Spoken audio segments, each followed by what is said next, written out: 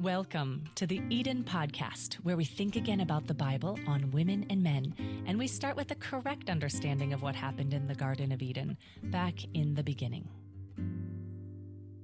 Today we'll be hearing from Bruce C.E. Fleming. He's a former academic dean and professor of practical theology. The work of the TRU 316 Foundation is based on the research of Dr. Joy Fleming, who wrote the book Man and Woman in Biblical Unity, Theology from Genesis 2 to 3. Listeners like you are joining us as members of the TRU 316 Foundation and support the work to true the verse of Genesis 3:16 and the 7 key passages on women and men. It turns out, when Genesis 3:16 becomes clear, all the other passages become clear too. You can learn more at our website, tru316.com. That's TRU316.com. And at the end of this episode, we'll tell you about a special gift we have for new members. And now, enjoy today's episode of the Eden Podcast. Have you heard of TED Talks? We've been recording TRU Talks for you from people who have been touched by the TRU 316 message of joy in Eden. Our first TRU Talks are from Brian Nystrom, Bev Nyberg, and Mike Davis. These TRU Talks are part of our celebration of the launch of the TRU 316 Foundation. We'd love to have you become a TRU partner to help true the verse of Genesis 3:16. Simply go to tru316.com/member. And now, let's listen to this TRU Talk.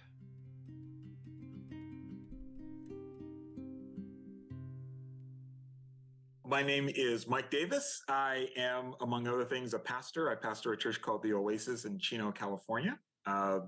And it's one of the things that I do. And I encountered the TRU 316 message it was because of doing research on a message that I was presenting, a series I was presenting from my church that we called Who's the Boss? Women and Men in Biblical and Cultural Context. And so one of the things that when we were doing the series, I decided we were going to start from Genesis and then move forward, talking about how do men and women relate to one another, getting into dealing with the egalitarian, complementarian issues. So I started off with Genesis 1, and then went to Genesis 2, and then got into Genesis 3. And I know that over in Genesis 3, there was talk about Eve being cursed and Adam being cursed and everything. So I wanted more research on that because one of the things that we were doing that I sought to do in this series is really deal with the historical and cultural context.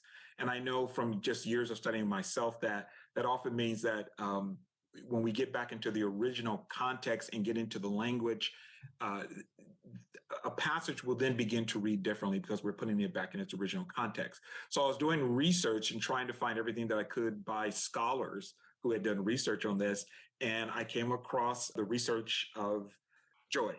And at the same time, I was doing some reading in a book called Rediscovering Eve by Carol Myers, and it just so fit with each other. And so I just brought it together. And when I presented the message on Genesis 3:16, I just brought that research in.